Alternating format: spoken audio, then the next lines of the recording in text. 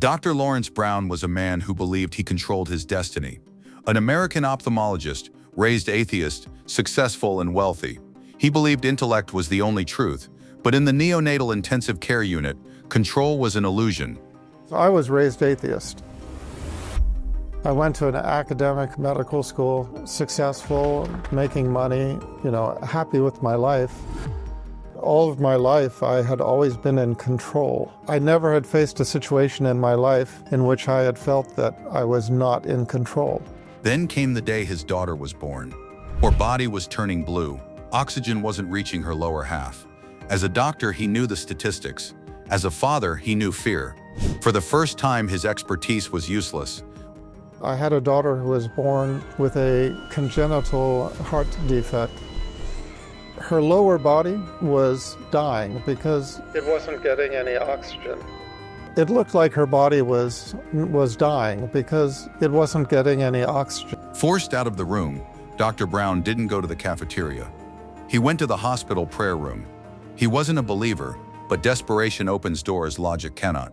He made a deal with the Creator he wasn't sure existed. Out of the room, I just headed straight to the prayer room in the hospital.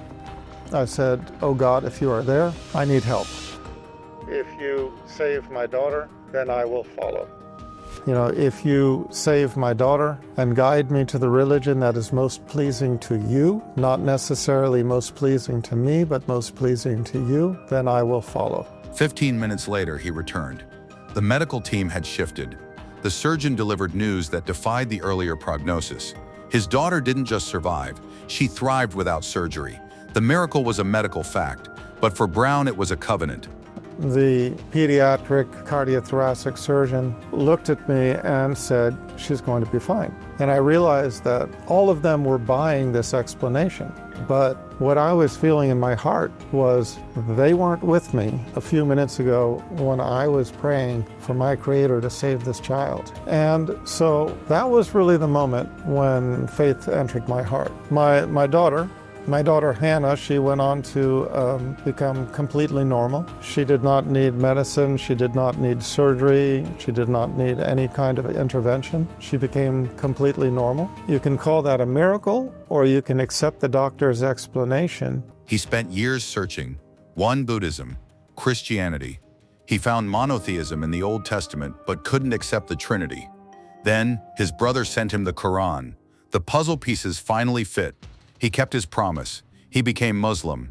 When I read these, everything just clicked. It was like having a jigsaw puzzle that was missing a few pieces, and you found those pieces and they fell into place, and now you had a complete picture for the first time in my life. In the West, conversion often comes with a price. For Dr. Brown, the cost was everything he had built. His wife of 14 years filed for divorce. The courts viewed his faith as a liability. After I became Muslim, my wife of 14 years divorced me. So I ended up losing my wife. I lost my children because the court gave her the children because I was Muslim. They gave her custody. The court gave her custody. It wasn't just custody, but dignity. Despite no history of abuse, the court mandated he hire a bodyguard just to visit his own kids. He lost his home, his artwork, his savings. He walked away with almost nothing. My SUV and $5,000, and that was it. Hire a bodyguard. I had to hire a bodyguard to be present to protect my children from me. Even his parents disowned him, but faith is tested in fire. Years later, before they passed, both his mother and father accepted Islam themselves. The circle was closed. They made shahada before they passed. Both of my parents have passed. Each one individually made shahada. He moved to Medina, the city of the Prophet Muhammad. But why? It started with a dream in 1999.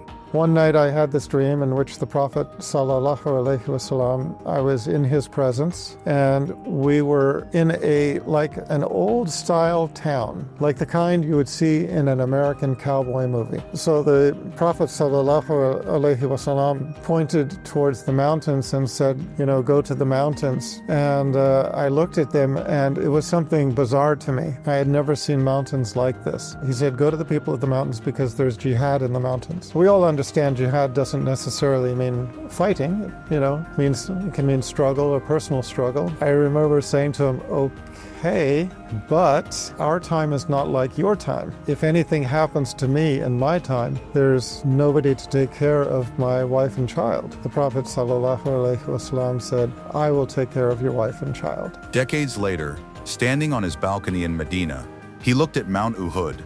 Lighting was perfect. He realized this was the mountain from his dream. His struggle was here, but his family was in America.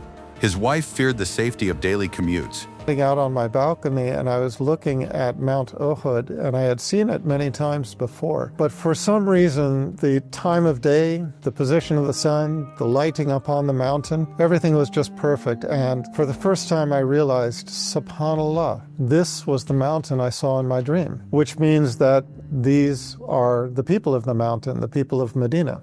Then, the promise manifested. His wife, alone in America, had a dream. She was entering an Uber, worried about safety. The driver opened the door. It was the Prophet Muhammad. The divine promise had crossed oceans. And one day she had this dream in which she dreamt that she was going to an Uber car to get into the Uber car, and the driver got out and opened the door for her. And the driver...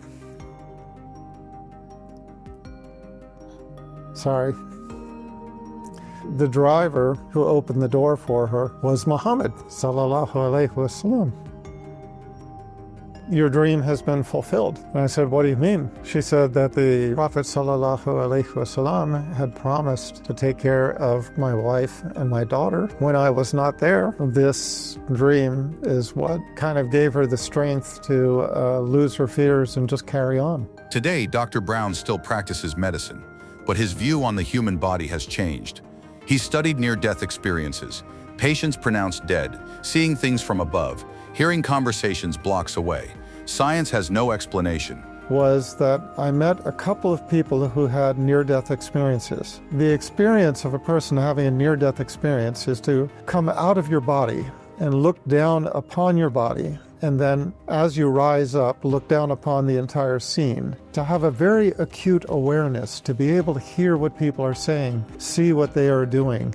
He challenges the materialist view. Evolution explains adaptation, but it cannot explain the spark.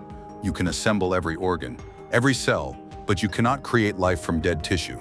But the one thing that they cannot answer is where life came from, right? I mean, what made something, what made the primordial cell or the primordial organism from which everything evolved, if you believe in that concept, what made it live?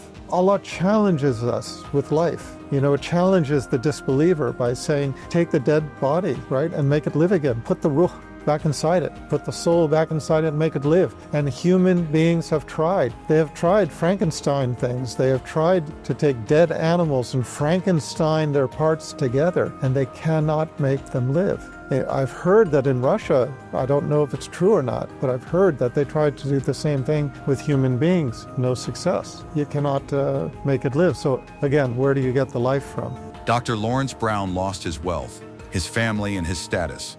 But he gained certainty. From a dying child to a dream fulfilled, his journey asks us one question.